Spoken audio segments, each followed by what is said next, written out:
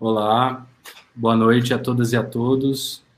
É um prazer estar com vocês essa noite, mais um webinário da Plataforma Brasileira de Política de Drogas sobre o associativismo canábico no Brasil.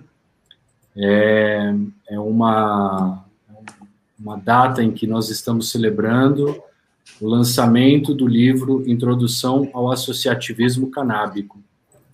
E eu peço licença, agradeço a presença enorme aqui desse grande time que nos ajudou, colaborou, né, para que esse livro ele viesse ao mundo.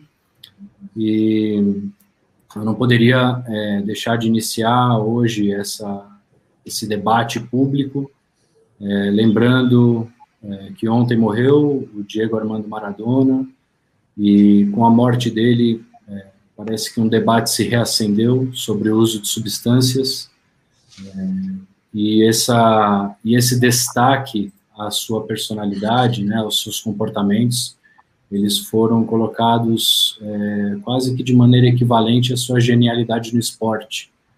Eu vi muitas pessoas que pareciam ter dificuldade em compreender as complexidades e profundidades humanas, né, e como ele era demasiadamente humano,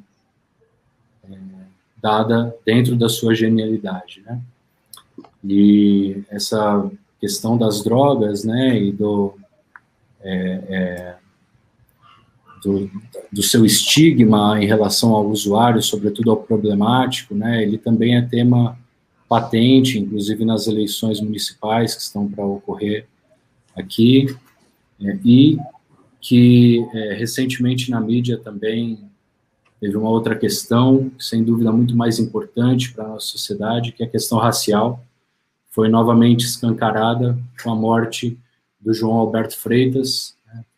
Como o Cristiano Marona, secretário executivo da plataforma, fala, é mais um caso isolado do dia, né, do nosso racismo cotidiano, que chama atenção pela violência e pela frieza e normalidade, como o racismo se sistematiza e se repete na nossa sociedade.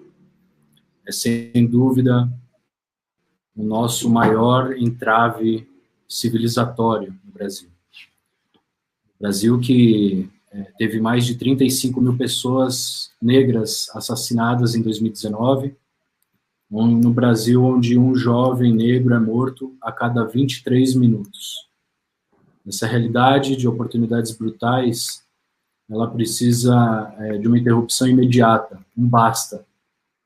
Devemos pensar na desigualdade econômica, né, que assola o país, nos direitos constitucionais violados, na reparação histórica e social a esses povos que foram racializados por nós brancos. A guerra às drogas é um mote contemporâneo, atual, para se criminalizar, encarcerar, matar grande parte desses jovens. E alternativas a uma política de drogas que apresente uma forma de regular substâncias de maneira menos violenta e danosa é necessária para desvelar a maneira que o Estado e a sociedade utilizam para criminalizar e matar jovens negros todos os dias,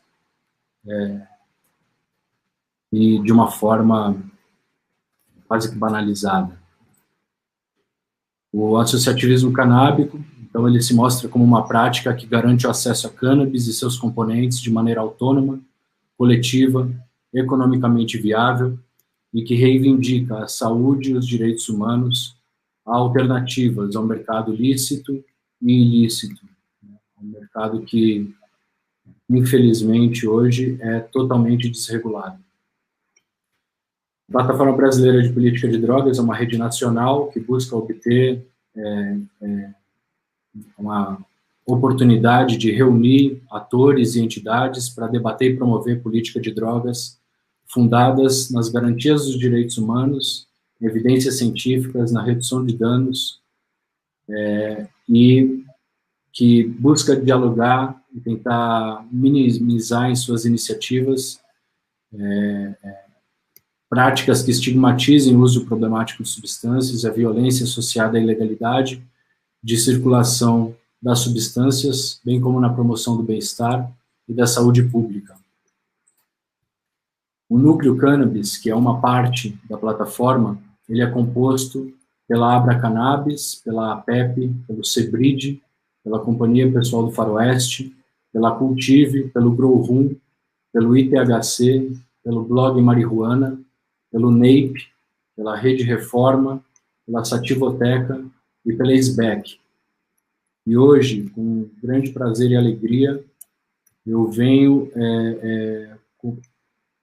citar aqui, né, apresentar os debatedores de hoje à noite. O Rafael Zanato, que foi o organizador desta publicação, é historiador, mestre e doutor em História pela Unesp, em Assis, foi formado na incubadora Cooperativas Populares da Unesp, pesquisador associado ao Centro Brasileiro de Informações sobre Drogas Psicotrópicas, sócio fundador da ACUCA, editor do jornal Canábica e organizador do livro Quem Disse Que Eu Não Diria, sobre o professor Elisaldo Carlini. Atualmente realiza pós-doutorado na ECA, da USP. É um grande estudioso, além da cannabis, do cinema. Estamos também com a Cidinha Carvalho, que é mãe da Clarian, portadora de síndrome de Dravet e paciente de cannabis terapêutica. Ela foi a primeira mãe de São Paulo a ter o direito judicial de cultivar a cannabis de maneira autorizada, né, de maneira não ilícita. Ela é bancária, presidente da Cultive, Associação Cannabis e Saúde, que também é membro da plataforma. E ela também é coordenadora do Núcleo de Saúde do Instituto Luz do Faroeste. Estamos aqui também com a professora Luciana Surjos, terapeuta ocupacional, doutora em saúde coletiva, docente do Departamento de Políticas Públicas em Saúde Coletiva, coordenadora do Observatório Internacional de Práticas de Gestão Autônoma da Medicação, vice-coordenadora do Observatório de Uso de Medicamentos e Outras Drogas, e compôs a equipe da Coordenação Nacional de Saúde Mental do Ministério da Saúde. Coordenou o processo de desinstitucionalização da cidade de Sorocaba e foi diretora de saúde do município de Jundiaí.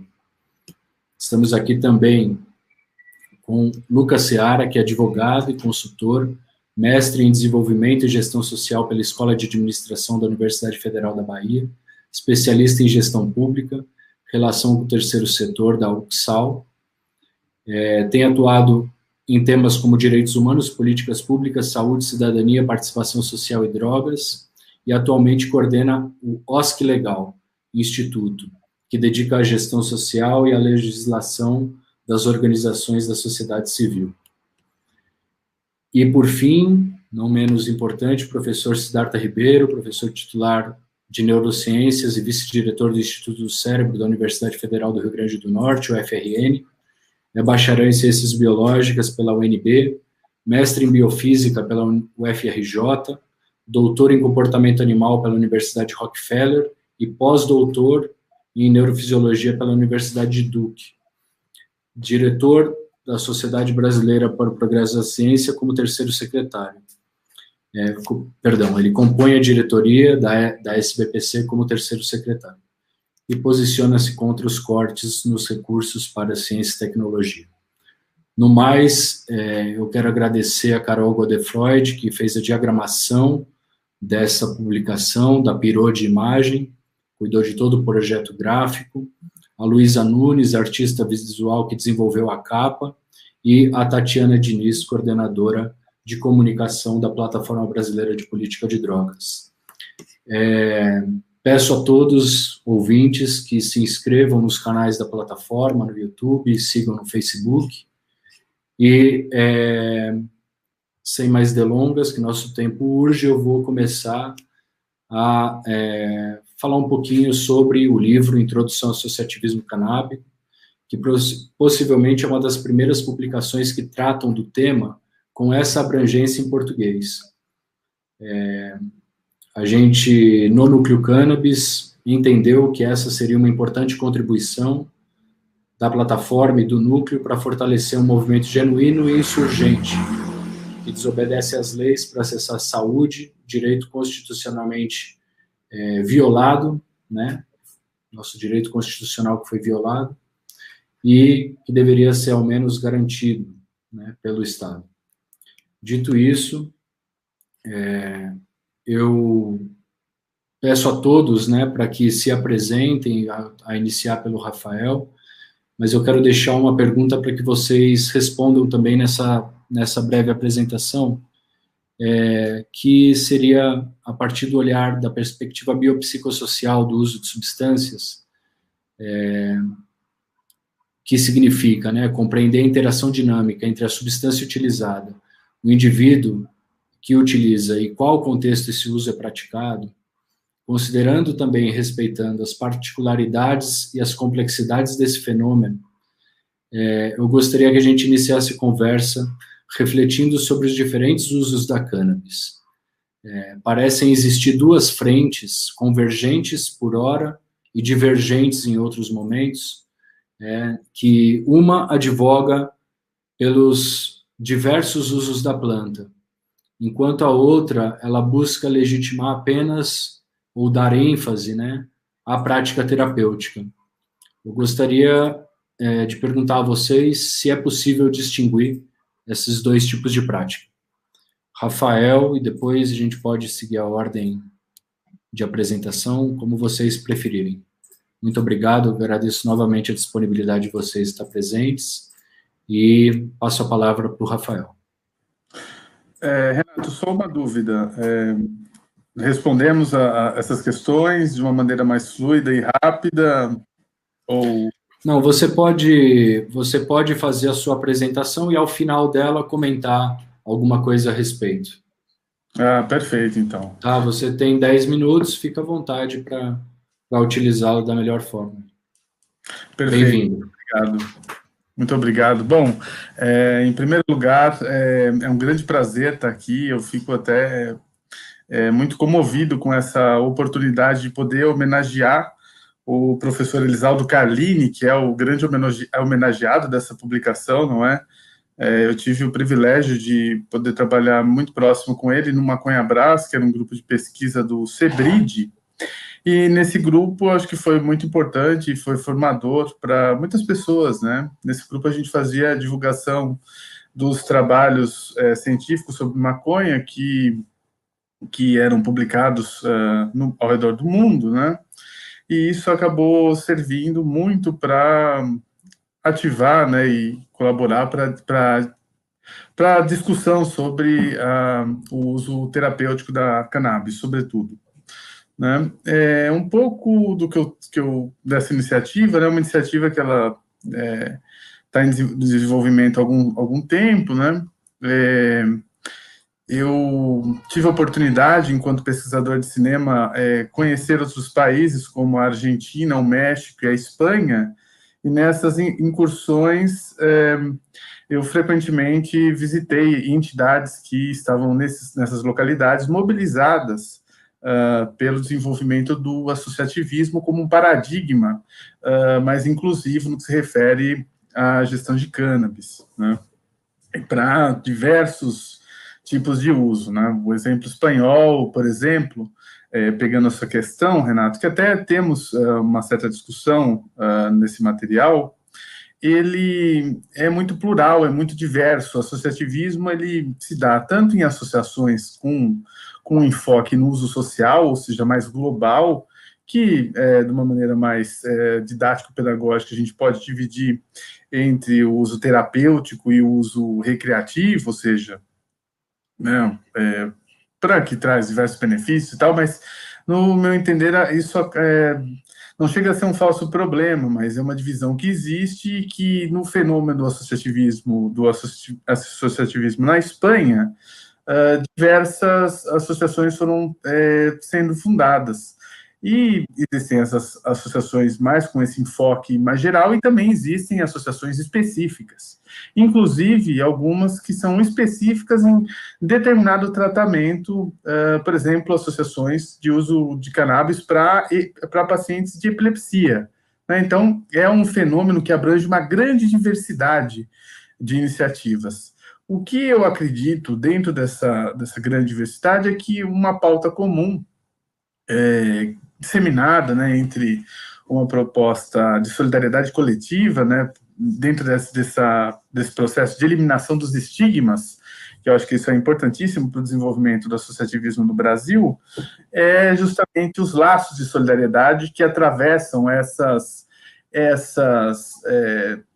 diferenças entre essas entidades que, essencialmente, elas lidam contra obstáculos muito comuns, ou seja, é claro que no Brasil o uso terapêutico ele encontra menos resistência que o desfrute, né, do uso mais social e recreativo, mas diversas associações, como a própria Abracannabis e a Cultive, né, demonstram grande solidariedade com diversos campos de discussões sobre essa grande diversidade do associativismo. Então, eu acho que a gente não pode tratar essa diversidade como algo contraposto, né? Eu acho que a gente tem que trabalhar mais na articulação dessas semelhanças, né? Nessas questões muito sutis que às vezes se colocam como falsos problemas, mas que na realidade são comuns a todos, né?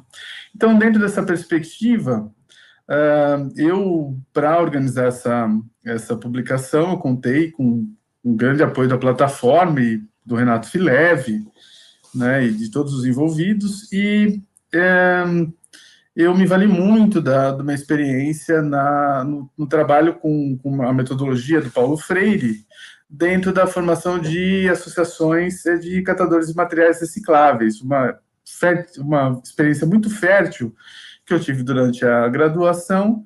E quando eu comecei a escrever sobre cannabis em 2010, justamente motivado, 2010 ou 2009, não lembro mais, até antes, né? Muito se deu em razão da prisão de um amigo meu, né, que cultivava, e isso me impactou muito à época.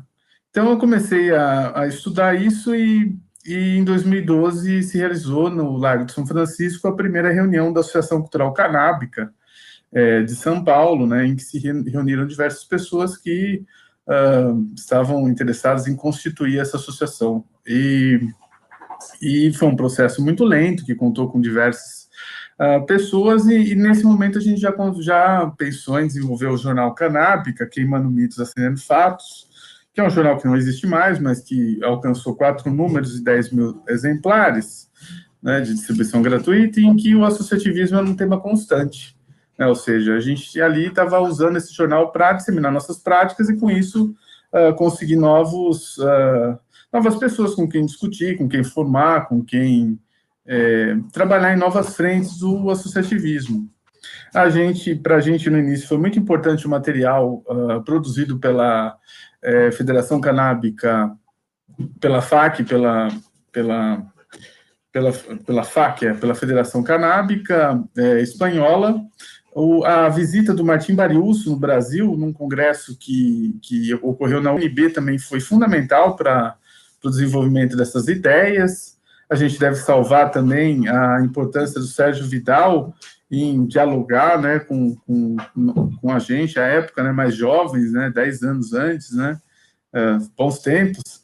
E isso foi muito importante, serviu de estímulo, e eu tive a oportunidade, então, a partir da ACUCA, de visitar outros países, sempre com o amparo da FAPESP, em relação ao meu projeto de estudo fundamental, que é a história do cinema, né?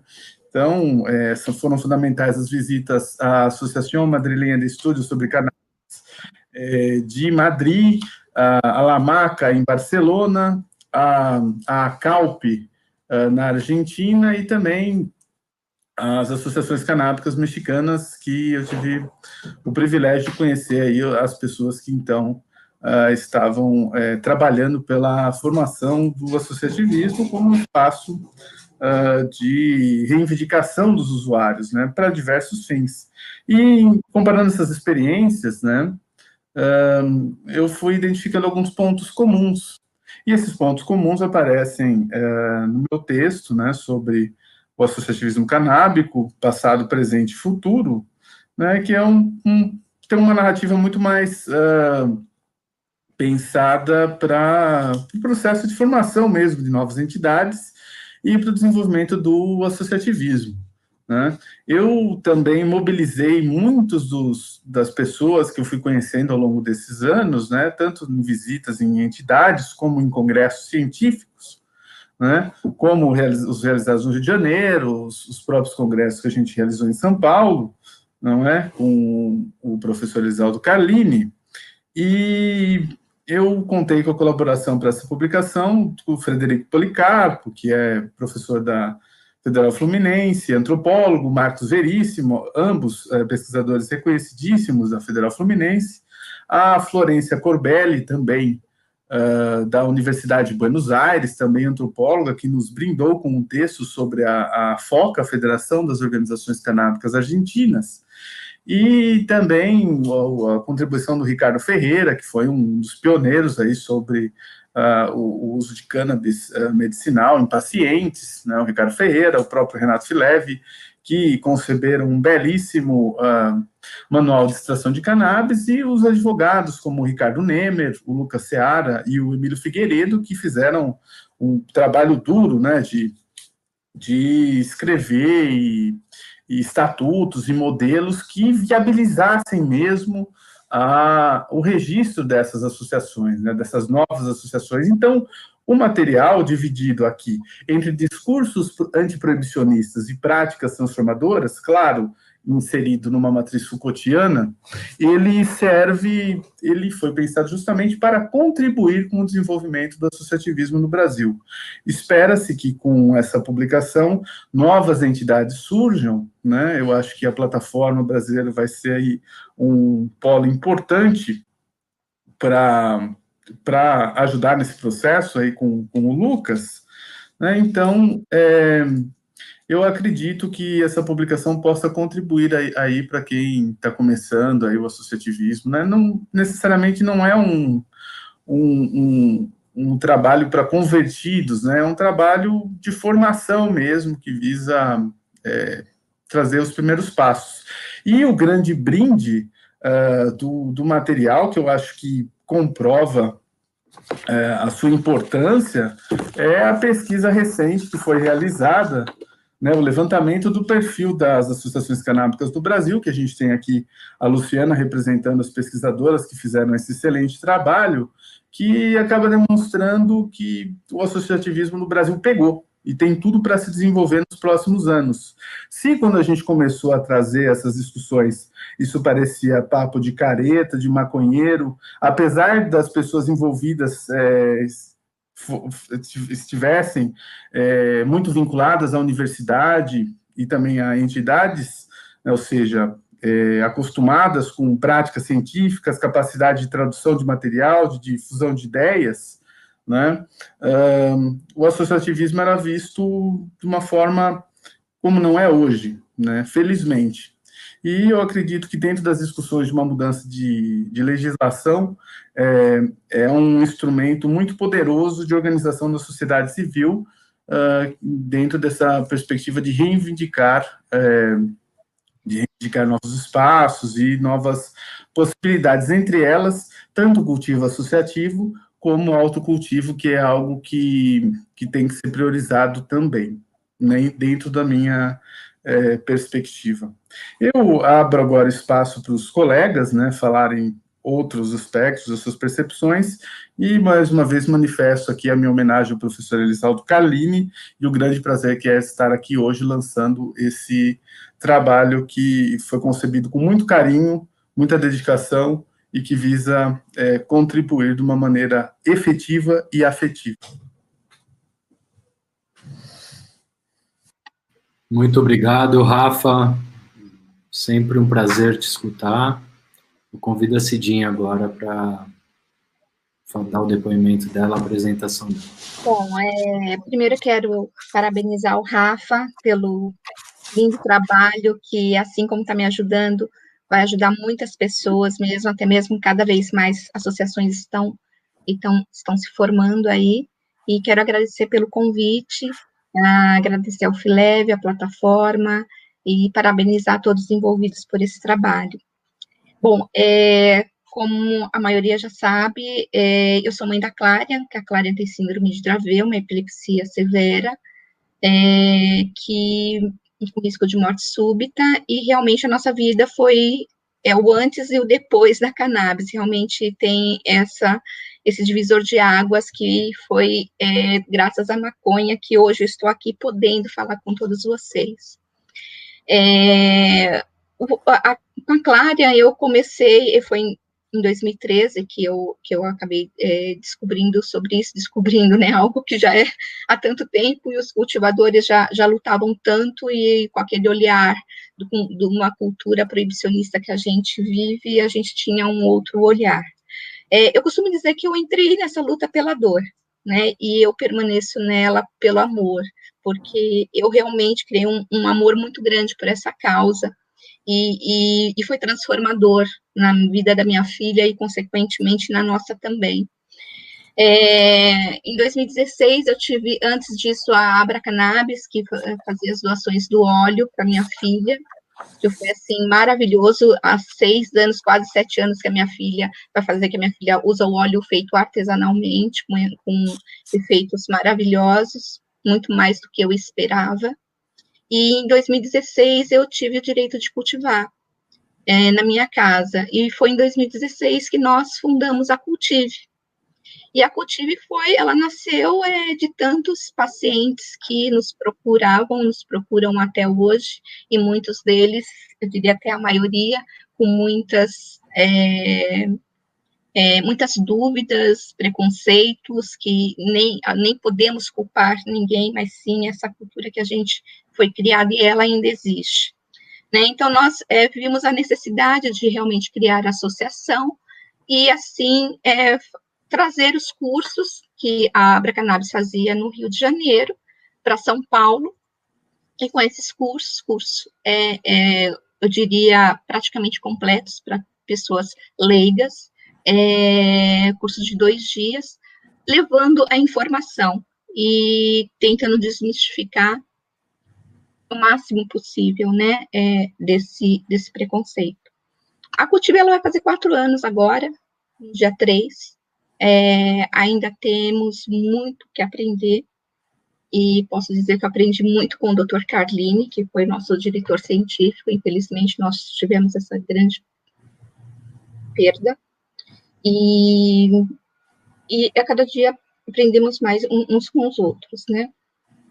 E eu entendo que a Cultive, ela está alinhada ao associativismo por todas as atuações que fazemos, né?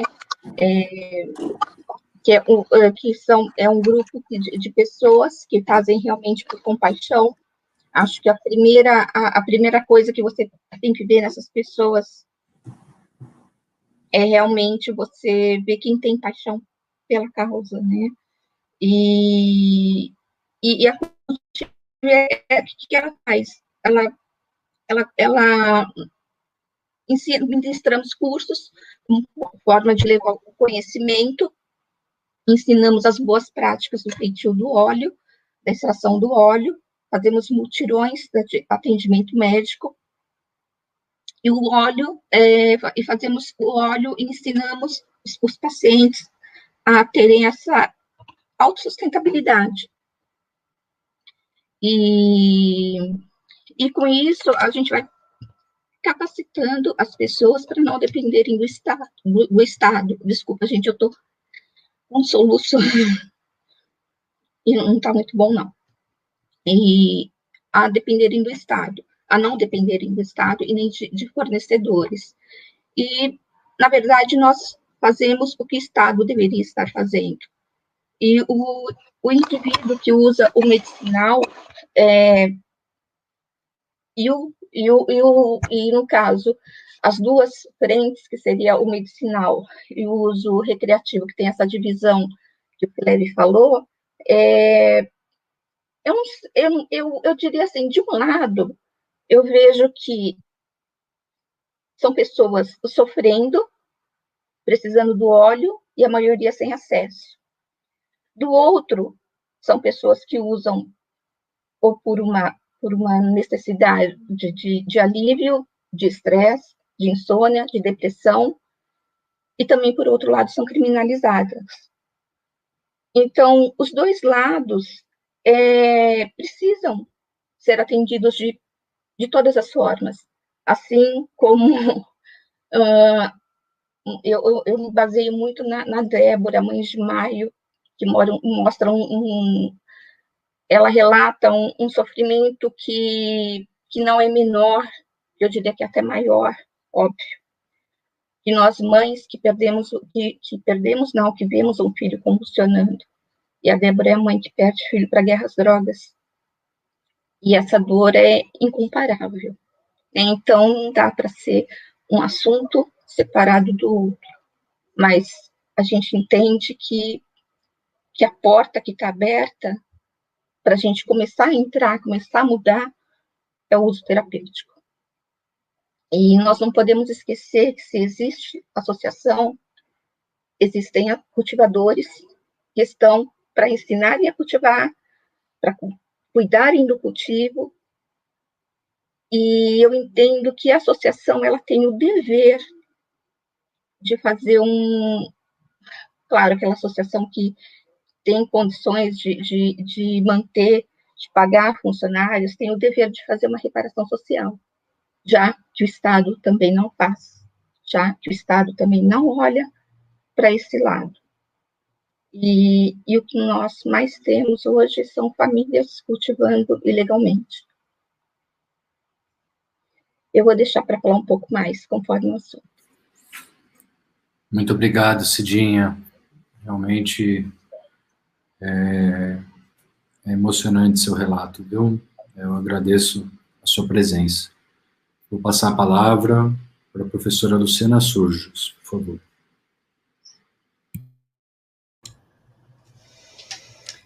Queria agradecer também, saudando todas e todos e todes, agradecer em nome do Renato, a equipe da plataforma, né, por esse momento, né, por compartilhar esse encontro com tantos parceiros, né, num momento em que é fundamental que a gente escolha ao lado de quem caminhar, né. Acho que é bastante emocionante, né, pensar o momento do fortalecimento do associativismo canábico no Brasil contra a maré, né, arrisco dizer contra tudo e contra todos, né, o que temos vivido no desmantelo, né, e do avanço das políticas da necropolítica, né, das políticas de extermínio, né, a banalização da violação dos direitos, e muito mobilizada, Renato, começo minha fala, muito mobilizada com a tua, por vir, né, de uma vivência na saúde mental, na gestão de políticas públicas, né, de saúde mental. Eu costumo me definir como uma fechadora de hospício, né, é desse lugar que eu me reconheço para me aproximar desse importante movimento, né, e vivi, né, nos processos de desinstitucionalização, né, de substituição dos espaços asilares, né, e violadores sob justificativa de cuidado, o fechamento de hospitais e estruturação de redes comunitárias de cuidado, ao mesmo tempo em que começava a assistir, né, uma outra indústria, que não a da loucura, né, a se estabelecer sob a mesma justificativa, né, encarcerando, colonizando, mortificando, e na posição de docente, né, muito identificada com as ações extensionistas, que entendo como uma estratégia fundamental de redução da distância da universidade e da comunidade em que ela se insere, acho que tem sido essa trincheira, né, da extensão universitária o lugar fundamental para sustentar uma luta pela universalização do ensino superior, né, e pela construção de uma ciência cidadã, né, construída, sim, baseada em evidências, mas baseada também em valores, né, de democracia, de equidade, né, com todos o reconhecimento, né, do histórico do nosso país. Eu acho que a tua pergunta mobiliza também, né, esse reconhecimento do sucesso da política de guerra às drogas no encarceramento e no extermínio, né, dessas populações negras e pobres, né, e acho que a discussão do uso da maconha, né, para as finalidades terapêuticas também encontra uma outra barreira, né, que é o poderio da indústria farmacêutica, mas que vem esbarrando, né, nessa luta, né, de mães e seus filhos, e que acho também que nos convoca a articular os diferentes movimentos e as diferentes lutas, né.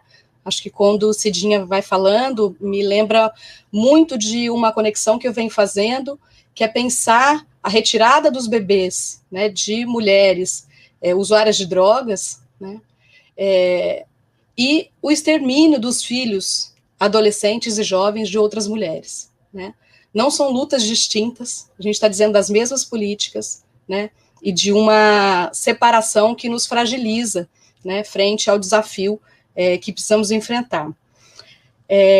A aproximação com a temática do associativismo, ela nasce lá atrás, né, nessas experiências de escuta qualificada e construção do lugar da extensão universitária junto com pessoas que têm problemas relacionados às drogas, né, vários problemas relacionados de diferentes dimensões, quando a gente começa a se deparar com esse uso, né, de várias substâncias para aplacar a dor, a fome, o sofrimento, né, uma série de questionamentos que nos levavam a pensar: quem define o que é uso terapêutico?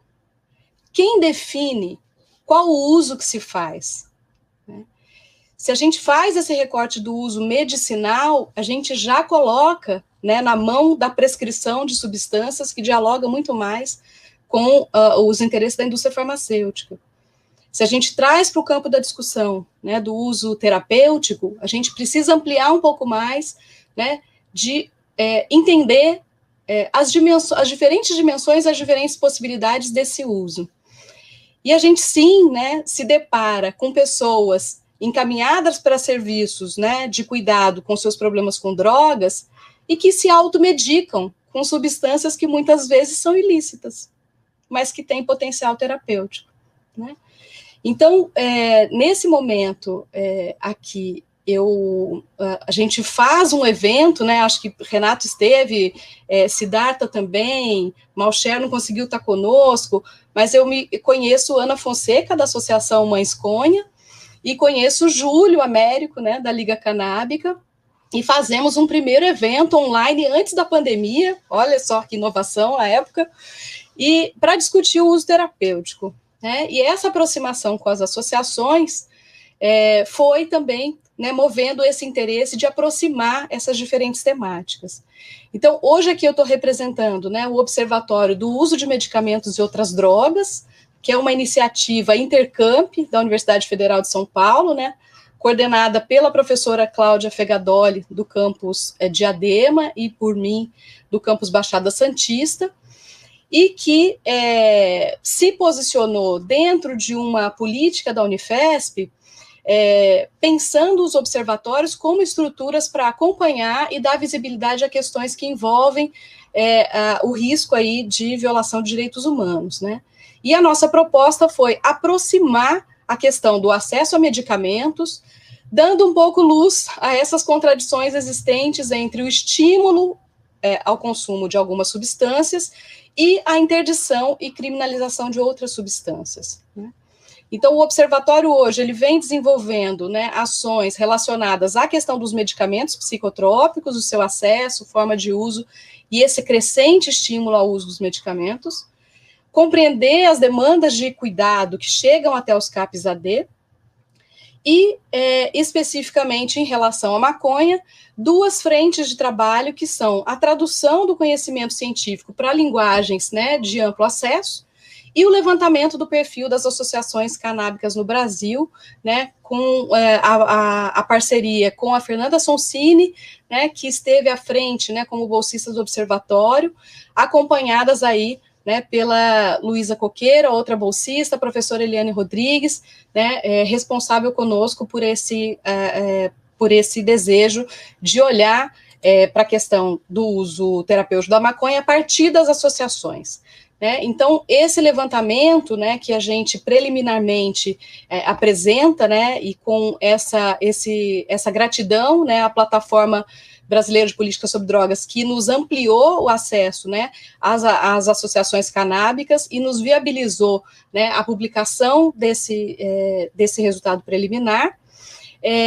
Nós fizemos um caminho de olhar para as redes sociais inicialmente, né, e ver que, embora, né, haja muitas referências, né, a associativismo canábico, há também uma dificuldade imensa, né, de que esse movimento possa se mostrar publicamente, né, se identificar em relação à sua localização, né, por conta do proibicionismo e dos riscos aí em relação às nossas legislações, né. Então, eu acho que um pouco do que eu posso dizer desse levantamento das 30 associações, né, que estavam nesse esforço, né, estão nesse esforço de construir esse fortalecimento do associativismo. A gente teve aí a contribuição de 18 associações respondentes, né, a esse primeiro momento de investigação, né, que nos demonstram, né, nos apresentam um pouco do panorama, né, das missões, né, das atribuições, dos esforços, né, que as associações vêm efetivando no país.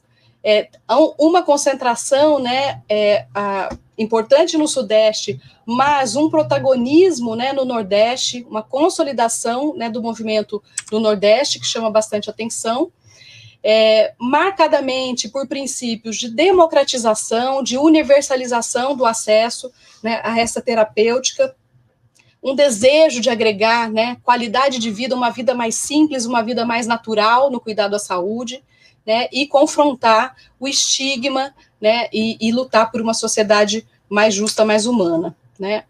De modo geral, o que a gente colheu, né, recolheu junto das associações, que é uma ação de ativismo que visa facilitar o acesso ao óleo, que visa acolher as famílias e suas necessidades, né, visa estimular os processos de pesquisa, de formação, né, e difusão desse conhecimento para a sociedade de maneira geral.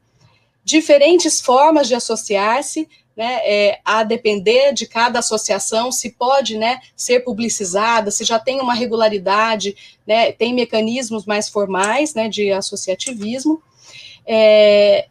As associações são uma grande fonte, né, de evidenciar, de fato, quais são os usos que vêm se fazendo, né, para que problemas de saúde, né, o uso da maconha tem sido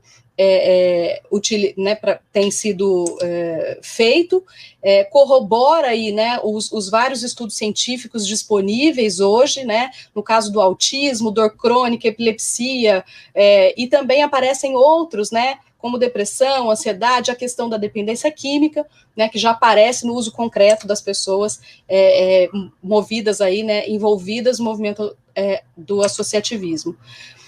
Principal barreira de acesso, o atravessamento do proibicionismo, né, que vai incidir sobre a saúde, sobre as dificuldades de acesso somente por via judicial, na dificuldade do cultivo, né, levando aí a um alto consumo.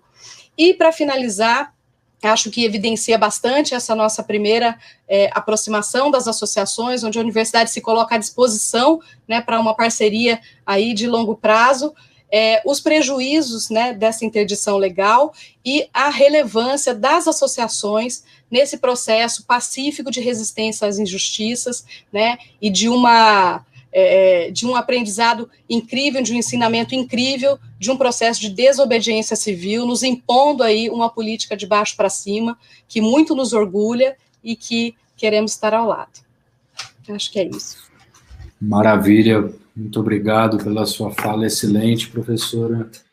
Me fez lembrar de uma pesquisa Maternidade Interrompida, realizada pela Dona Malheiro, que também trabalha conosco na Secretaria Executiva da plataforma, com uma articulação política, e ela, em breve, será publicada, essa pesquisa também.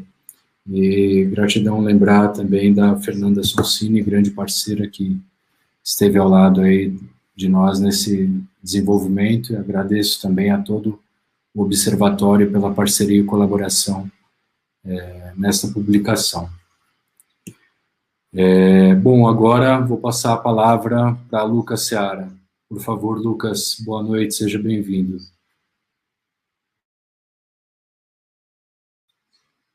Seu mic. Pronto, boa. Agora. Boa noite a todos e a todas, boa noite. Queria agradecer primeiro a Plataforma Brasileira de Política de Drogas por esse convite para atuar, né, mediando esse processo de formação, de constituição da Federação das Associações Canábicas, né, esse coletivo que agrega essas instituições, também por fazer parte da publicação e desse momento também, desse debate. Fiquei muito feliz, muito honrado com esse convite.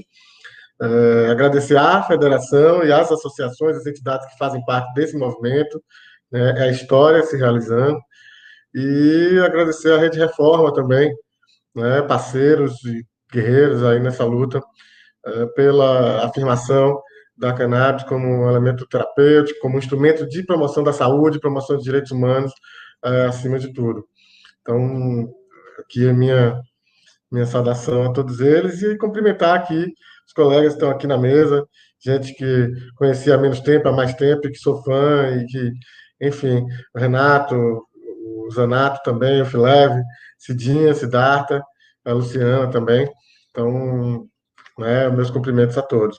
Bom, queria só rapidamente contextualizar um pouco de como foi essa história, né? Acho que meu papel é um pouco institucional aí nessa construção da mediação, né, da construção da federação, e dizer que, primeiro, que eu já tenho experiência, né, já venho trabalhando com organizações da sociedade civil, através, né, do meu histórico, da carreira, mas agora, especialmente com o Oscar Legal Instituto, que é voltado especificamente para o fortalecimento das organizações da sociedade civil, através da difusão e da disponibilização de informação jurídica, né, para o fortalecimento da sua gestão social, e venho, né, me aproximando do tema e das entidades canábicas por conta do tema, enfim, do trabalho que eu fiz com o Projeto Redes em São Paulo, né, já atuando na temática de drogas também, com políticas públicas, com cidadania, na passagem pelo programa de AIDS do Ministério da Saúde também, onde fui consultor. Então, essa aproximação veio acontecendo por meio da Rede Reforma também, por curiosidade.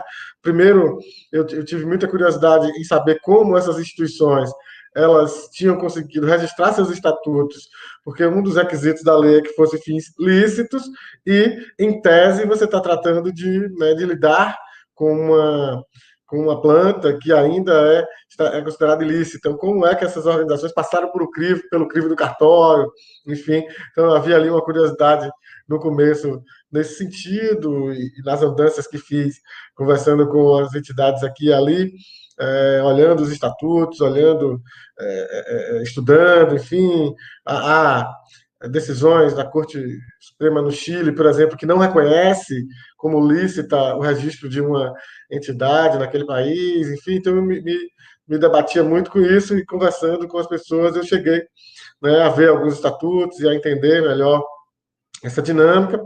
Fiz uma chegada informal, né, digamos assim, através da amizade com o Emílio, com o Ricardo Nemer, né, também nesse grupo, até que veio um convite, digamos, oficial para estar nessa construção, né, através da plataforma brasileira, e fui muito bem recebido ali pelo coletivo das entidades, né, das associações canábicas, e a gente começa, então, a levantar o que já existia, né, o estado da arte, do que já existia enquanto federação, né, já havia ali alguma coisa construída, alguma coisa debatida, uma vontade de se fazer essa federação, mas ainda um protótipo, digamos assim, ainda não muito bem desenvolvido, né? E a gente começa, então, a pôr a mão na massa para dar resolutividade a essa vontade, né? Para fazer com que ela se concretizasse. Bom, a partir daí eu fiz um processo meio que de mediador, porque a construção de uma entidade como essa, né, ela é uma uma federação, na verdade, é uma associação de associações, né? Então, você tem uma natureza jurídica de associação, porém, ela é feita de pessoas jurídicas, então ela tem uma outra dinâmica, enfim, não é uma associação estricto sensu, né? Digamos assim, ela é uma, né, coletivo de entidades e pessoas jurídicas. Então, como é que se dá essa dinâmica? E colocando, né, coloquei para as entidades o desafio de lidar com 3 perspectivas. A perspectiva jurídica, ou seja, o que é que a lei diz, e essa, né, para um técnico da área, já experimentado, é até um pouco mais fácil conduzir, dizer que a lei pode assim, a lei não pode, ou talvez, a depender de como seja, enfim. Né? E as outras dimensões que são eminentemente, tem um caráter um pouco mais político, né, que eu chamo de dimensão política, que são decisões sobre tomadas de... Como se distribui poder dentro dessa federação, né? Como é tomada as decisões, são tomadas as decisões essenciais, né? Vai ter alternância de poder, não vai ter alternância de poder, como é que vai ser feita essa coordenação, enfim, desculpa. E a última dimensão, que é a dimensão da gestão social, que tem um caráter mais pragmático, que eu sempre resumo de quem assina o cheque, né? Então, essa decorre da segunda, da dimensão política, decorre das outras 2, na verdade, mas ela é tão importante quanto, no sentido que ela é pragmática, ela tem implicações também no cotidiano das organizações. Fiquei muito feliz pelas grandes contribuições que recebi nesse meio tempo, das pessoas que se mostraram muito zelosas e muito competentes na condução das suas entidades e no pensar essa federação. Porque não basta, né, e não bastava que essas associações trouxessem as suas experiências e dizem, não, a gente faz assim e vamos nessa. Não é isso, né? Não é você pensar o que é bom para mim apenas, é você pensar o que é bom para o coletivo. E fiquei muito feliz com o resultado, porque, de fato, essas entidades, né, as entidades com que eu lidei, elas trouxeram exatamente isso, né? Quem veio contribuir, menos ou mais, trouxe exatamente isso, na experiência das suas organizações, mas como é que isso pode reverberar para o coletivo, para uma luta coletiva. Então, foi um trabalho grande, desafiador, mas, ao mesmo tempo, de muita felicidade, de muito sucesso nesse sentido, né, de como as coisas fluíram bem, no agregar tantos pontos de vista diferentes e no que as entidades puderam contribuir com a sua experiência, mas também trazendo elementos para um futuro, para uma luta coletiva, para uma bandeira de afirmação coletiva. Uma bandeira que inclusive, tem a ver especialmente com a afirmação dos direitos humanos, do direito à saúde, né? E não só falar de não estar doente, mas daquele direito à saúde como pega a OMS, né? Que não é só a ausência de doenças, mas sim o completo bem-estar físico, mental e social. Então, é importante trazer isso, a cannabis, né? A maconha, a cannabis, como um elemento dessa construção, desse bem-estar social, desse bem-estar coletivo, né, que as pessoas, que as entidades têm. Né? As entidades, nessa construção, importante também registrar que, ao contrário de uma perspectiva empresarial, por exemplo, você tem a perspectiva do lucro, a racionalidade instrumental, enfim, e quando você atua com o governo, que você tem toda a mentalidade burocrática da atuação com base na legislação, enfim, numa entidade como essa, você tem diversas perspectivas, né? E primeiro você tem que se preocupar com o cidadão que está na ponta do negócio, né? Que é o público, o beneficiário que você se dirige, e no caso da federação, você tem a camada, né? A federação de entidades, e essas entidades atendem esse público. Então, e a responsabilidade da federação e das entidades com as questões de saúde, obviamente, mas as questões de direito como um todo, as questões ambientais, as questões sociais, as questões econômicas, como isso tudo entra, as questões de política de drogas como um todo, as questões de violência que estão atreladas a essas políticas também. Então, todas essas questões foram muito debatidas e muito trazidas de forma muito madura, muito interessantes.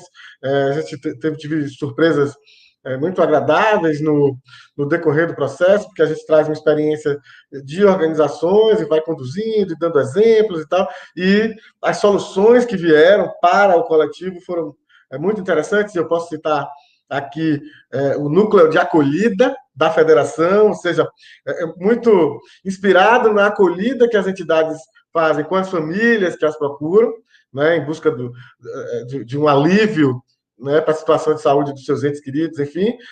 Também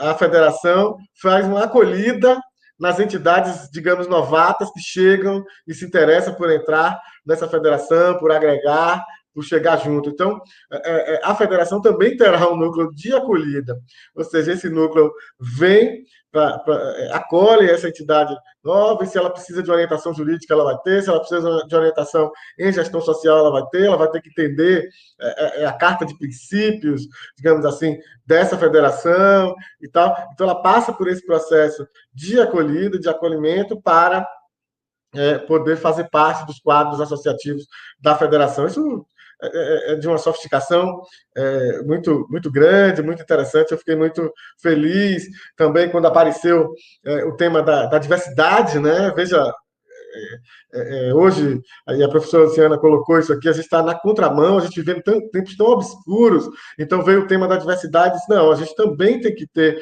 como princípio atuar com o acolhimento da diversidade, enfim, então isso tudo está contido, está refletido, traduzido no estatuto que foi construído e na dinâmica que se quer imprimir na federação, né? Eu acho que importante também, por exemplo, outra dimensão política interessante a se destacar, para a gente ir finalizando, é a questão da alternância de poder, ou seja, você tem uma coordenação com 5 entidades, né, que vai ser formada por 5 entidades. Essas entidades elas poderão concorrer a uma reeleição, apenas uma. Por quê? Porque você pode reconhecer o bom trabalho que, de repente ela está desempenhando na coordenação e reconduz ela a essa coordenação, mas, ao mesmo tempo, você não permite que se cristalizem, né, as entidades, as lideranças, naqueles lugares de poder. Então, ela vai ter a chance de estar ali por mais um mandato e, ao fim desse mandato, ela vai passar a bola, para usar aqui uma expressão muito próxima, para outras entidades que vêm para somar, que vêm para trazer, oxigenar, né, as gestões, e muitas vezes há uma crítica do campo das organizações, porque sempre tem aquela liderança cristalizada ali, e o pouco espaço que se tem para outras pessoas poderem também assumir o comando, enfim. Então, no caso da federação, não, essas soluções vieram muito discutidamente, muito naturalmente, e aqui tenho que registrar grandes parceiros que ganhei nesse processo. Além de trabalhar muito, obviamente, ganhei grandes parceiros e gente que eu já admirava, mesmo que à distância. Hoje tenho maior proximidade, como a própria Cidinha e outros mais. Então, fiquei muito feliz. E penso que essas diferenças, né, que o Fileve trouxe na pergunta, sem entrar tanto no mérito dessa questão, mas que a federação, né, e aí é uma perspectiva mais institucional mesmo, a federação, ela funciona, ela pode funcionar, e os estudos organizacionais falam muito das estruturas de convergência, né, de como se fazer estruturas de convergência, porque essas instituições elas têm que conviver harmonicamente, elas têm que compartilhar bandeiras e lutar por espaços iguais, mas, ao mesmo tempo, elas são concorrentes em alguma medida, né? Se você, por exemplo, abre um edital, um chamamento público de projetos, né, para financiar 2, então você tem 30, elas vão ser concorrentes por aquele projeto. Mas que essa concorrência não se torne predatória, né, para que essa concorrência não se torne predatória e para que elas possam conviver juntas ao mesmo tempo, sem haver essa simbiose, sem um engolir o outro, mas, ao mesmo tempo, poder concorrer sem também ser predatório.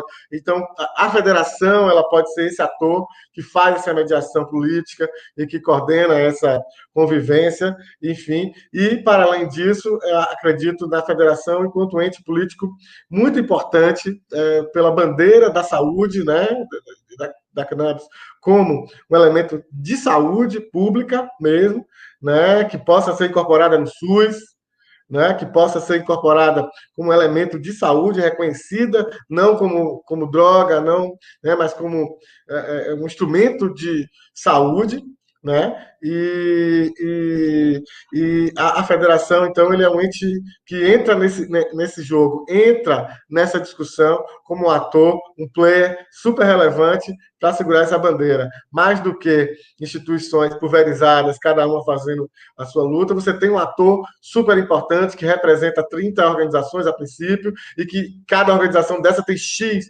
associados, então você tem um volume de pessoas e de interesses e de trabalhos e de intervenções nesse campo que estão agregados numa federação desse nível. Mais do que nunca, importante, esse é um momento absolutamente oportuno. A criação de uma federação seria oportuna em qualquer tempo, eu me arrisco a dizer. Mas nesse momento tão obscuro que a gente está vivendo, né? Nesse momento tão complicado, tão delicado, em que a ignorância está sendo celebrada, né? É uma federação desse nível, trazendo uma bandeira como essa, de vanguarda, isso que está se construindo nesse país. Essa publicação também, como um momento histórico, é super importante. Eu fico feliz de poder ver a história acontecer e mais feliz ainda de participar disso, desse momento histórico, e agradeço mais uma vez e estou aí à disposição para a gente debater um pouco mais.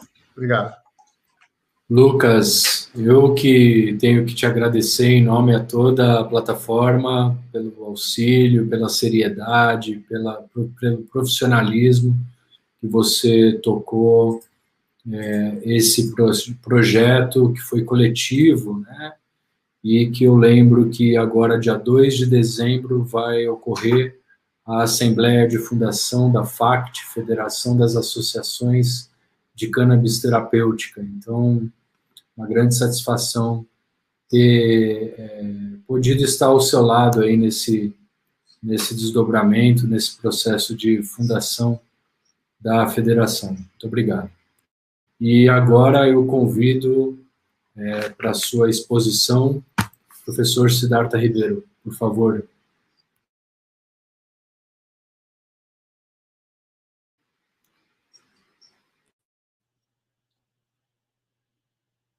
Vocês me escutam? Sim.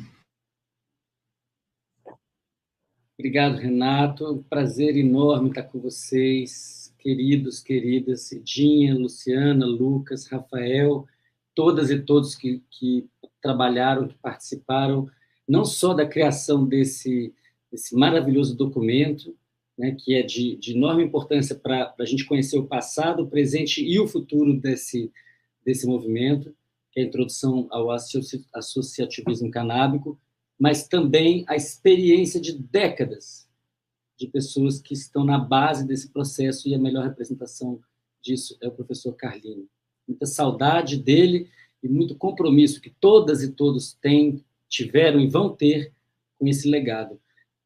A gente comentava nos idos de 2013, quando pessoas de diferentes vertentes, diferentes disciplinas, diferentes áreas de atuação, nos encontramos naquele histórico Congresso Internacional de Drogas, Saúde e Sociedade em Brasília, que, de certa maneira, a evidência científica das últimas décadas, das duas, 3 décadas mais recentes, foram uma espécie de ipom científico no debate sobre cannabis medicinal.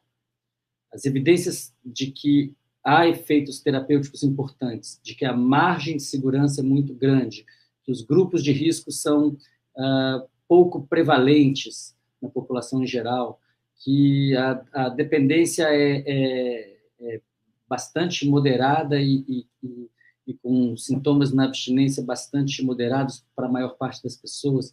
Todas essas evidências foram se acumulando desde os anos 60, e já há 7 anos era evidente que o debate científico estava sendo superado. Sim, é verdade, existem bastiões de resistência, muitas questões científicas abertas, muitas coisas que a gente não sabe e precisa saber, e todo mundo que é a favor do uso medicinal da cannabis deve buscar sempre conhecer mais e mais sobre os grupos de risco e os riscos potenciais, tanto agudos quanto crônicos, mas o fato é que os usos terapêuticos da cannabis são extremamente amplos, poderosos, bem fundamentados, com mecanismos sendo elucidados, em processo de ampliação. Mencionaria especificamente os efeitos antitumorais da cannabis, dos canabinoides, de vários canabinoides, e dos efeitos de combinação sinergística entre eles para os efeitos antitumorais, aquilo que a gente chama de efeito comitiva. Isso vem se acumulando nos últimos 6, 7 anos, e a gente deve ficar muito atentas a tudo isso. A pergunta que o Renato fez, especificamente, diz respeito a se existe mesmo uma distinção entre efeito terapêutico e efeito uso recreacional. Na medida em que a recreação, o lazer, o relaxamento, a brincadeira, a abertura para a introspecção, tudo isso remete à saúde. Então, a pergunta dele está colocando a gente na reflexão de que a recreação é saudável. E eu acho que aqui a gente tem que lembrar que, para as pessoas que são proibicionistas com relação, por exemplo, a cannabis, existe uma confusão muito grande entre o que é um uso problemático e um uso não problemático, ou, para usar chavões, uso versus abuso. E essa discussão é uma discussão que é imparável, não tem como ela ser evitada, o mundo está se movendo nessa direção. E o caso da cannabis é um caso mais simples, né? É um caso bem mais simples mesmo, do que o caso de outras substâncias. Eu venho aqui com o chapéu da Plataforma Brasileira de Política de Drogas, mas eu também sou um associado da Sociedade Brasileira para o Progresso da Ciência, e atualmente faço parte da diretoria. Já há 3 anos, a SBPC tirou em Assembleia Geral, na sua reunião anual, e por unanimidade, o que é muito raro, uma posição que vai muito além da discussão sobre legalizar cannabis para uso medicinal ou recreativo. Porque a posição oficial e unânime da SBPC é que todas as substâncias, todas, sem exceção, deveriam ser regulamentadas, legalizadas e regulamentadas, de acordo com seus benefícios, seus riscos, de acordo com doses, controles de qualidade, todas com bula, e aí a gente entra na discussão do limiar entre aquilo que é substância que se compra na farmácia e substância que se compra no bar, substância que se compra no supermercado, e essa é uma discussão que precisa ser aprofundada. Quando a SBPC tomou essa posição pela legalização e regulamentação de todas as drogas, ela fez isso depois de bastante pesquisa, de bastante trabalho. Houve um grupo de trabalho que se reuniu e produziu documentos e discussões que foram levadas à Assembleia, e essa posição foi uma posição tomada com o viés da ciência, que diz não tem substância de Deus nem substância do demônio, o que existem são diferentes moléculas, combinações de moléculas que precisam ser usadas com cuidado. E as pessoas que utilizam álcool de maneira recreativa devem ter os mesmos cuidados que teriam se estivessem usando um remédio comprado na farmácia, e nenhuma substância deveria ter que ser adquirida num ambiente não legalizado, formal, e onde vige a lei. Isso está a caminho no mundo todo. Isso é uma das vertentes de desenvolvimento da consciência humana no século XXI. Eu não tenho a menor dúvida disso. Acho mesmo que esse 2020 tão maluco está terminando com algum horizonte de esperança muito interessante, e nessa questão específica da legalização e regulamentação das drogas, houve avanços consideráveis, por exemplo, nas eleições dos Estados Unidos. E vai haver avanço no Brasil nos próximos meses, dependendo do resultado das eleições, em breve. Porque existem candidaturas com propostas que são propostas de pé no chão e de ética do cuidado, de cuidado com as pessoas. Agora, voltando para a questão do Renato, para passar a bola para o grupo, eu acho, Renato, que, e aí concordo com a Cidinha, essa diferença que poderia ser tênue ou borrada, se a gente fizesse uma discussão filosófica, do ponto de vista da vida real das pessoas, a resposta é que sim, são diferentes. Porque quando as pessoas têm uma condição, um transtorno, uma doença, que causa muito sofrimento a elas e a seus familiares, e a todo mundo que ama elas têm o direito de se tratarem. E isso deveria ser, em qualquer circunstância, inquestionável, inalienável, e um direito líquido e certo. O direito de fazer o uso recreacional diz respeito a sair de um zero e ir para um positivo, enquanto que o uso terapêutico diz respeito a estar em algum negativo e tentar chegar no zero e no positivo. Então, por causa disso, existe uma urgência ética maior no uso medicinal. Isso foi historicamente assim em vários países, em particular nos Estados Unidos. Eu gostaria muito que houvesse uma legalização ampla de todas as substâncias, me parece a única posição em que ciência e ética convergem, mas, historicamente, há passos a serem tomados e o uso medicinal da cannabis é um passo fundamental que já está em curso e precisa ser completado. E, assim, eu agradeço a oportunidade de estar aqui com vocês, com as companheiras e companheiros, camaradas, todo mundo assistindo, e vamos seguir o debate. Professor, eu que agradeço enormemente a sua presença, a sua fala, que abrilhantou aqui. Eu peço desculpas de não ter cortado do seu currículo a sua participação na Secretaria Executiva da plataforma, na comissão científica. Agradeço enormemente ter esse trabalho mais proximal com você na plataforma. E nos comentários, né, da nossa live, tem aí o Ítalo falando sobre o associativismo canábico é o verdadeiro efeito comitiva social, né? Então, eu acho que é isso que nós estamos fazendo aqui. Juntos somos mais fortes. A importância dos coletivos, das marchas da maconha, de todo o movimento, e cada um fazendo a sua parte, eu acho que torna esse movimento, no mínimo, interessante, né? E também perguntaram a respeito da publicação do material, né, se ele vai ser lançado em formato impresso. A gente espera que sim, em algum momento, pós-pandemia, que a gente possa fazer um lançamento físico, né, desse material. Eu convido vocês a entrarem no site da plataforma, pbpd.org.br/publicacois, né, sem o acento, sem a cedilha. Tem várias publicações lá, não só a Introdução ao Associativismo Canábico, mas tem também o número 4 da revista Platô, que foi recentemente lançada, semana passada. Tem o Guia sobre Política de Drogas para Municípios, que também foi lançado recentemente, e várias outras publicações interessantes que eu convido vocês a acompanharem. Então, agora eu teria mais diversas perguntas para fazer e adoraria continuar batendo esse papo com vocês, mas eu vou pedir para que cada um, então, agora, brevemente, faça suas considerações finais, começando pelo Rafa. Acho que a gente pode seguir a mesma sequência, e aí, então, no final eu volto para a gente finalizar, ok? Maravilha. Renato, muito obrigado. É um grande prazer estar aqui, ouvir a fala dos colegas. Professor Siddhartha aí, né, com o seu livro, né, que foi muito importante, né,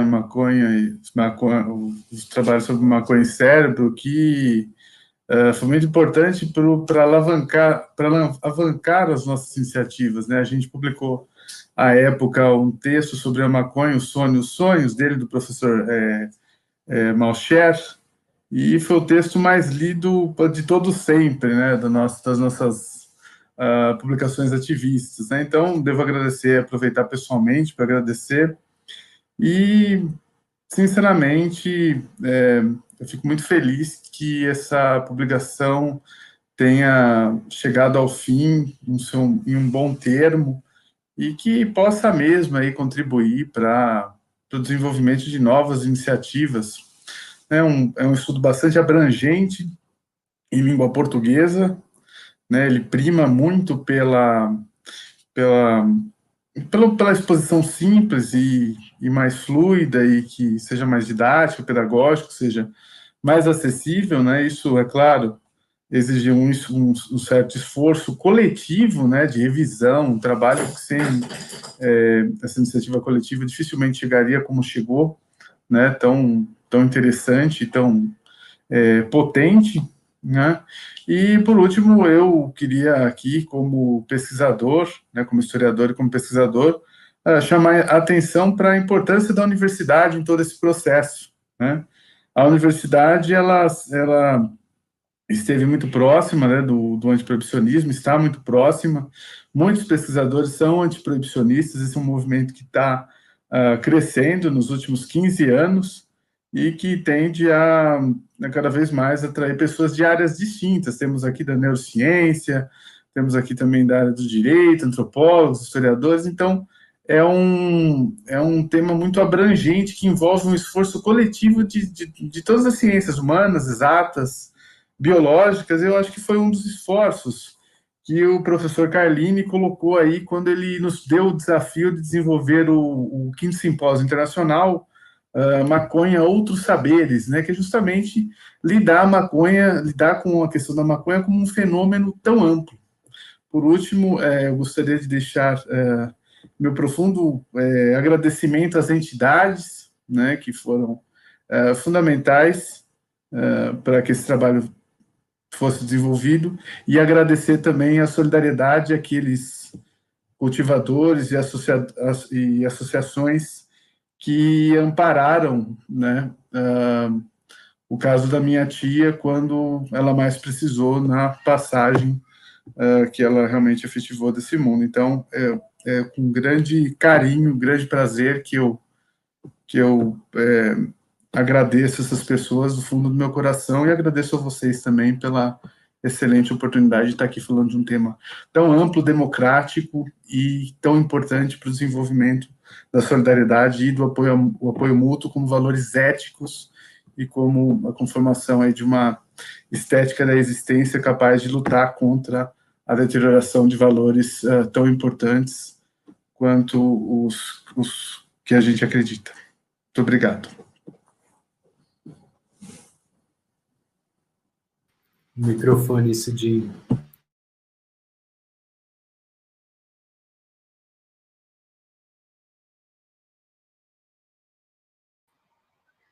Eu não estava conseguindo tirar, desculpe. Bom, eu queria falar,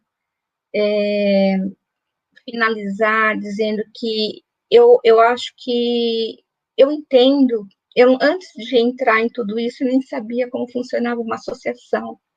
Hoje eu entendo que a associação tem um papel fundamental para levar informação, fazer campanhas informativas, não só no medicinal, mas também como redução de danos, assim como tem campanhas do cigarro que diminuiu uma porcentagem grande de usuários. Eu acho que a gente pode fazer isso, mas como redução de danos, levando a informação de forma bem honesta, porque a gente não pode deixar de falar que muitas associações realmente estão nascendo e que não visem o lucro, né?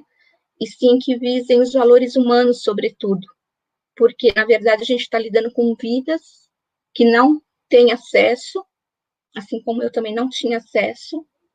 Se eu não tivesse recebido, eu nem sei se eu teria a minha filha aqui hoje, porque eu recebi doado por 3 anos. Claro que a gente tem que ter uma sustentabilidade para isso, mas eu vejo a associação, ela muito forte, muito forte para levar o conhecimento de forma ampla, não só no medicinal, mas em todos que fazem o uso dela como um todo, né? Ou para um lazer, ou para dormir, ou seja, para que fim for. Eu mesma, eu uso para dormir e como depressão, e eu sei dizer que se não fosse a maconha nesse 2020, que foi bem pesado para todo mundo, mas para alguns mais, eu faço parte desse mais, porque o Covid realmente passou pela minha família de forma bem devastadora. não sei como é que eu estaria, não, mas me ajudou de uma forma, assim, uma forma impressionante. Então, eu acredito muito que o associativismo ele tem muito a fazer, muito. E é muito importante a união e uns trocarem figurinha com os outros. Tá? Eu acredito muito que essa regulamentação virá de forma ampla, claro que ela não virá de uma vez de forma ampla, mas o autocultivo, uma regulamentação sem autocultivo, não será uma regulamentação justa. E eu agradeço pela oportunidade de participar aqui com todos vocês. É uma honra estar junto com vocês, que são tão queridos e pessoas tão admiráveis. Obrigada.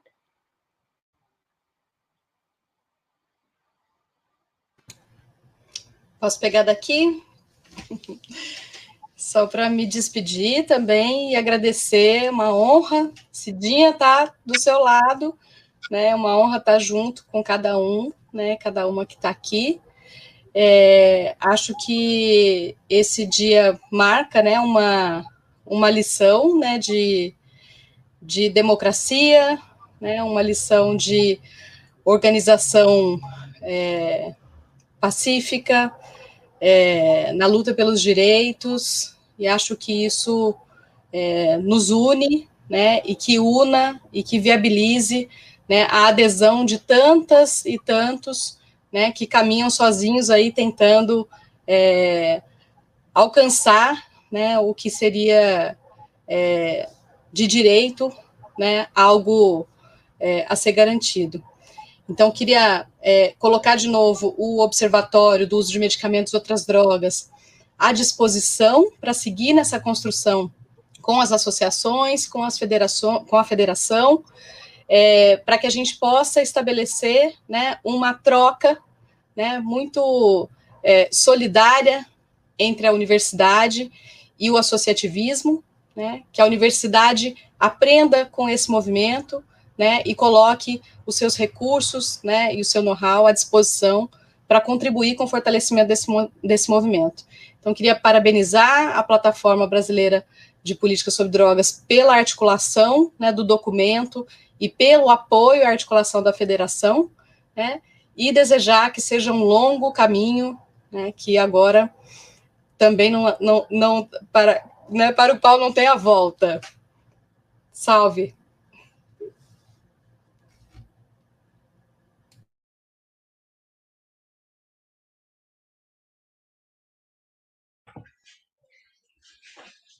Bem, mais uma vez agradecer, né? Não tem palavras, emocionado então com essa participação, com o resultado do que saiu. Como eu disse, foi muito trabalho, um desafio grande, mas ver o resultado disso é de fato emocionante. Poder estar aqui dialogando sobre isso com pessoas que admiro tanto é de fato indescritível, é indescritível. Bom, queria dizer que, de fato, as demandas complexas, né, elas exigem respostas complexas também, sofisticadas, porque não existe esse raciocínio tão simplório de responder as coisas, e eu acho que a iniciativa da plataforma foi um pouco nesse sentido, né, de agregar olhares, de agregar atores, para se debruçar sobre um tema que precisa ser debatido, que precisa ser evidenciado. Então, acredito que essa iniciativa é uma iniciativa da publicação, né, e todo esse debate, enfim, que culmina nessa publicação, ela se torna um instrumento dessa resistência, né, em tempos tão nebulosos, em tempos tão nefastos.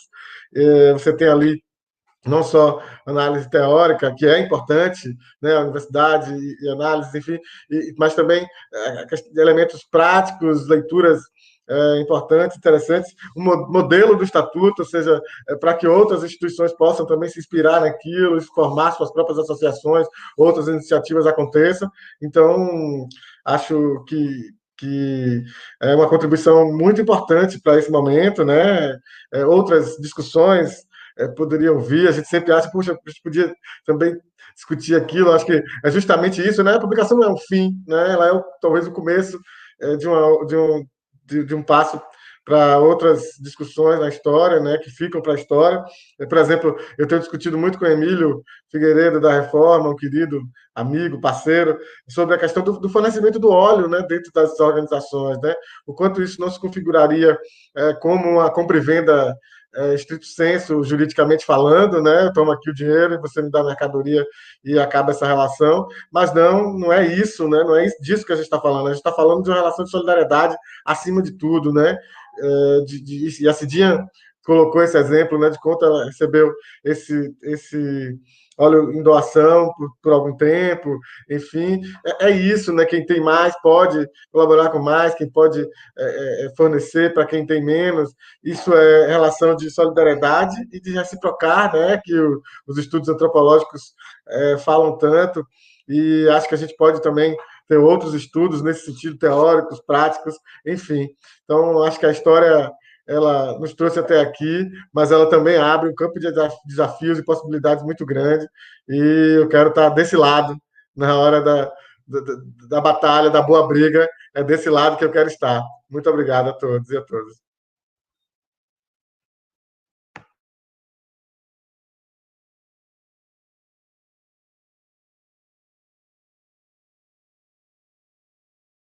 Mike, professor. Eu estava dizendo que eu quero me despedir de vocês todas e todos com um beijo grande, um abraço grande, com muito axé. É um momento importante esse aqui. Houve uma movimentação na base que criou uma nova realidade, né? Foram anos de trabalho de muitas pessoas que no início estavam isoladas ou pouco coordenadas e com o tempo foram se articulando, até chegar a esse momento especial. Não vai ser fácil a luta, mas talvez o pior já tenha passado. Porque o pior de tudo era a ignorância, não só dos proibicionistas, mas a nossa própria. E a gente está aprendendo demais uns com os outros, umas com as outras. As associações canábicas e o envolvimento das pacientes, das familiares diretamente no tratamento, criam uma relação de horizontalidade com as equipes de saúde, que permitem que as equipes de saúde aprendam rapidamente aquilo que só a prática cotidiana ensina. E tem um aspecto do tratamento, e aí falando de maneira ampla, que vem sendo muito pouco considerado nesse debate e que está muito plenamente contemplado nas associações que fazem o cultivo ou nos indivíduos que fazem o cultivo, que é o fato de que, ao cuidar da própria planta, todo aquele mecanismo neurobiológico que produz o assim chamado efeito placebo está maximizado, tenho certeza. Isso pode ser medido, deve ser medido. Seria lindo que no Brasil surgisse uma pesquisa para medir isso. Mas eu tenho certeza que o resultado vai ser esse. Ficaria muito surpreso se não fosse. É que aquela planta que foi cultivada com carinho, com amor, com atenção, vai ter mais efeitos terapêuticos do que uma planta genérica, planta qualquer, X. E isso vai ser bem interessante de acompanhar nos próximos anos, porque pode ser que, no final, as substâncias vendidas pela indústria farmacêutica jamais cheguem aos níveis de eficiência do cultivo feito em casa, ou feito em cooperativas, em clubes, em associações, justamente pelo envolvimento emocional, psíquico e, para quem crê, espiritual com a planta. Então, eu vou deixar para vocês a enorme esperança que eu tenho de assistir com vocês essa realidade nova florescer. Obrigado. Bom, obrigado você, foi verdadeiramente assim uma grande aula. Vocês são meus professores todos, Rafa, Cidinha, Luciana, Lucas, Siddhartha. Foi assim um grande aprendizado. Sou muito grato por esse momento, por fazer parte dessa história. Agradeço a plataforma por essa oportunidade. Agradeço também a Tatiana Diniz, que está pilotando aqui a nossa live. E não posso deixar de agradecer o professor Elisaldo Carlini, que enxergou tudo isso há anos atrás, há 50 anos atrás, ele já enxergava e já entendia tudo isso.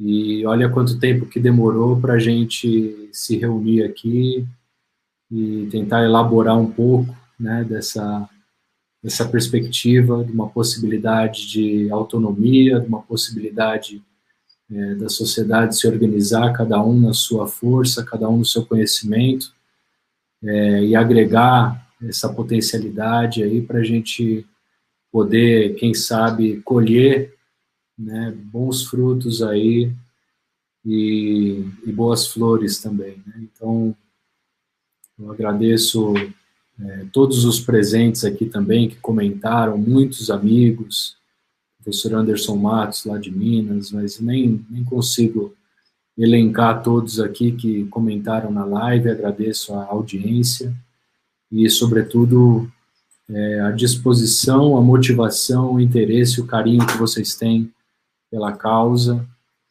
Seguimos, né, como o Lucas falou, é só o começo, então vamos juntos em frente, colher também esses desdobramentos, né, que vão gerar desse livro, dessa publicação, dessa pesquisa, dessa federação, de todo esse pensamento que a gente busca organizar, operacionalizar dentro das associações, dentro da academia. Então, muito obrigado. Se alguém quiser dizer mais alguma coisa, o microfone está aberto. Mais alguém? Alguma coisa? Eu gostaria de só comentar que, além do professor Carlini ser o principal homenageado, o livro também homenageia aí a Maria Antônia Goulart, uma importantíssima ativista canábica e paciente que nos deixou também há algum tempo, e o André Kipper, o pesquisador da Fiocruz, que também foi fundamental para debates que foram travados ao longo de todo esse processo. Então, a eles também eu deixo aqui a homenagem dessa publicação. Rafa. Eu acho que essa publicação ela pode também ela visa lembrar, né, de todas as pessoas mortas pela política proibicionista, né, que hoje tenta manter a maconha uma forma de ilegalidade sem sucesso, né?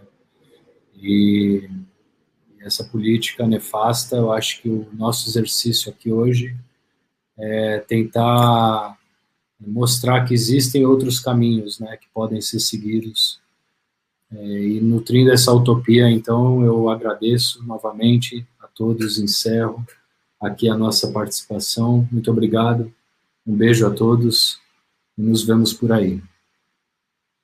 Valeu.